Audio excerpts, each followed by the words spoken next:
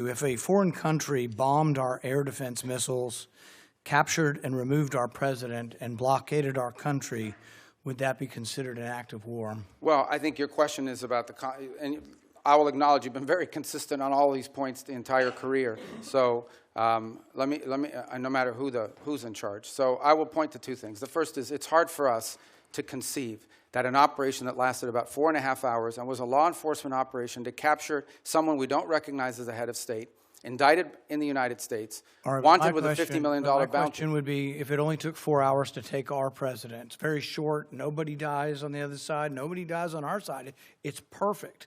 Would it be an act of war? We just don't believe that this operation comes anywhere close to the constitutional definition of war. But would it be an act of war if someone did it to us? Nobody dies, few casualties, they're in and out. Boom, it's a perfect military operation. Would that be an act of war? Of course it would be an act of war. I'm probably the most anti-war person in the Senate, and I would vote to declare war if someone invaded our country and took our president. So I think we need to at least acknowledge this is a one-way argument. One-way arguments that don't rebound, that you can't apply to yourselves, that cannot be universally applicable are bad arguments. So my next question would be, let's say it's not a war, and we're just going to define it away and say it's not a war. That's one of the arguments. So it's a drug bust. What if a foreign country indicts our president for violating a foreign law? Should we extradite our president, or should we be okay if they come in and get him by force? Look, I think ultimately we're always going to act in our national interest. And so if somebody comes after our national interest, like the case you've described, which obviously does not exist at this time, but the case you've described, the U.S. always has the right to act in its national interest and to protect itself. So really I don't know about this equivalency. Well, does this justify them doing it? We're always going to do what's best for the United States and America. We're always going to protect our system. But the point isn't, and you're exactly right, we will act in our national interest and we should. So I'm not disagreeing with you at all. What I'm saying is, though, that our arguments are empty then. The drug bust isn't really an argument. It's a ruse. The war argument, not a war, is a ruse. It's not a real argument. And we do what we do because we have the force, we have the might, we do it because it's in our interest. So we wouldn't let anybody come in, bomb us, blockade us, and take our president. We've had arguments about legitimate, illegitimate presidents, bad elections, rigged elections. So there's all kinds of same arguments that we've had in our country that they've had in Venezuela. But we wouldn't argue for an indictment. And these things aren't idle speculation. I mean, Netanyahu's been indicted by the ICC. And one of the reasons I object to being part of the ICC, and I would say you and the administration probably agree, is we're not going to let any international council indict our president and arrest him somewhere on foreign soil. We're not going to do that. We actually, most of us probably object to indicting Netanyahu in that way as well. So I think the arguments are invalid. So we did get the legal opinion that Senator Kaine referred to, the OLC opinion, Office of Legal Counsel.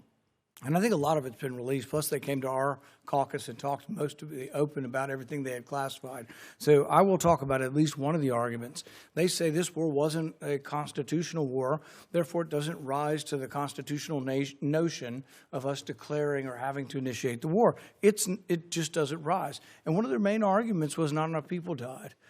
And so there is some number that they aren't specific, but there is some number. I would assume, although I'm not positive, but the 50, 60,000 soldiers who died in Vietnam might be enough for them to call that a war. But here's the problem. It isn't the number, it's that it happens in retrospect. See, our founders gave us the power to initiate or declare war. They didn't give us other powers to execute the war. Those are left to the president. But if we have to wait to see how many people are killed, we have to wait, as they describe it, as the scope, nature, and extent. If we have to wait to see the scope, nature, and extent, the war has been going on for some time. It's hard to vote to initiate a war that's been going on. And we can say this war is over, but we're still blockading it, and we may go back in. But there are no clear answers. You know, we put 2,000, we leave 2,000 troops in. Are we going to call that war and initiate it? So the definition of war is very important. And I think we have to acknowledge the problems with our argument. Calling things kinetic action is a disservice to our soldiers. Oh, you weren't really wounded in war. You don't have a Medal of Honor for war. You have a Medal of Honor for a kinetic action. So I think let's call it what it is, and let's vote on these things. But I think we're in violation of both the spirit and the law of the Constitution by bombing a capital, blockading a country, and removing elected officials. And we certainly wouldn't tolerate it, nor would I if someone did it to us. Well, we didn't remove an elected official. We removed someone who was not elected, and it was actually an indicted drug trafficker in the United States. And their system... Our laws, indicted under our laws. Look, Bolsonaro says that Da Silva is not really the president of Brazil. Our president said Biden wasn't really the president. Hillary Clinton said in 2016 Trump wasn't the president. So you have these arguments, and I agree with you. It probably was, and most likely was, most assuredly was a bad election. He wasn't really elected. But at the same time, if that's our predicate, and you don't have to come to us because it's a drug bust, we're just removing somebody, you can see where it leads to, and it leads to chaos.